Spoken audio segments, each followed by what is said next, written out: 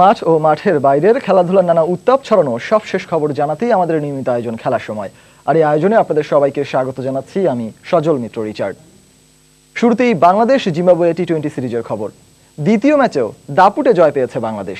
জিম্বাবুয়েকে 42 রানে হারিয়ে 4 ম্যাচ সিরিজে 2-0 এগিয়ে গেল টাইগাররা। খুলনায় আগে ব্যাট করে 3 উইকেটে 167 রানের চ্যালেঞ্জিং স্কোর পায় স্বাগতিকরা। জবে সাব্বিরের দুর্দান্ত বোলিংয়ে 8 উইকেটে 125 রান করে জিম্বাবুয়ে। অলরাউন্ড পারফরমেন্সের জন্য ম্যাচ সেরা হয়েছেন সাব্বির রহমান। এদিকে দলের বোলিং ইউনিট নিয়ে সন্তুষ্ট বাংলাদেশের অধিনায়ক মাশরাফি বিন মুর্তজা, কিন্তু সন্তুষ্ট নন ব্যাটসম্যানদের পারফরমেন্সে।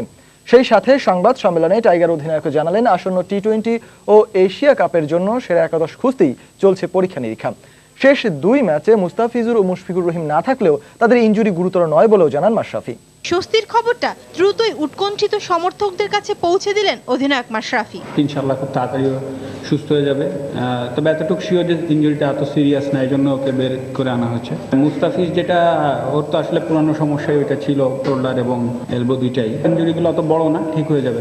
সেই সাথে জানালেন, বিশ্রামে যাওয়া মুস্তাফিজুরের বদলে যেই আসুক নির্ভর রাখা হবে তাকে, আর সেরা একাদশ খুঁজতে অব্যাহত থাকবে নতুনদের আগমন। মুস্তাফিজ যেটা করবে সেটা যদি আমি আরেকজনের কাছ থেকে চাই, সেটা ওর জন্য অনেক বড় প্রেশার। সো এটা অবশ্যই আমি আশা করছি না, তবে সবাইকে সুযোগ তো দিতে হবে, যেহেতু আছে সামনে আরো বড় টুর্নামেন্ট আসছে, বেস্ট অপশনগুলো বের করতে হবে। টানা 2 ম্যাচ টাইগারদের জয়ে ভূমিকা রাখা সাব্বির রহমানের বন্দনায় মুখর ম্যাশ। অ্যাজ এ ব্যাটসম্যান সে আপ টু দ্য মার্ক এখন, but I am very happy যে সাথে সে বোলিংটাও সে খুব ভালো করছে, এবং এইভাবে যদি টিমকেও হেল্প করতে পারে বাই ইজ বোলিং, তো এটা অবভিয়াসলি টিমের জন্য ভালো। শায়লা পারভিন, সময় সংবাদ। জিম্বাবুয়ের বিপক্ষে সিরিজের শেষ 2 টি-20-র জন্য 14 সদস্যের স্কোয়াড ঘোষণা করেছে বাংলাদেশ ক্রিকেট বোর্ড। স্কোয়াডে পরিবর্তন এসেছে 4টি। ইনজুরির কারণে দলে জায়গা হয়নি মুশফিকুর রহিমের। তার পরিবর্তে দীর্ঘ 6 মাস পর দলে ফিরেছেন তাসকিন আহমেদ। এছাড়া প্রথমবারের মতো ডাক পেয়েছেন মোসাদ্দেক হোসেন সৈকত ও মুক্তার আলী। এছাড়া টাইগারদের হয়ে 5টি টেস্ট খেলা মোহাম্মদ শহীদও আছেন স্কোয়াডে। আর বিশ্রাম দেওয়া হয়েছে প্রথম 2 ম্যাচ খেলা মুস্তাফিজুর রহমান, শুভাগত হোম ও আলামিন হোসেনকে। শেষ 2 ম্যাচেও দলে জায়গা হয়নি অলরাউন্ডার নাসির হোসেনের।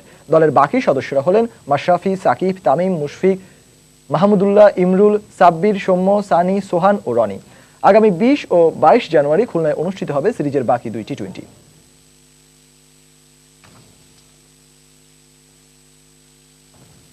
দেখছেন খেলার সময়।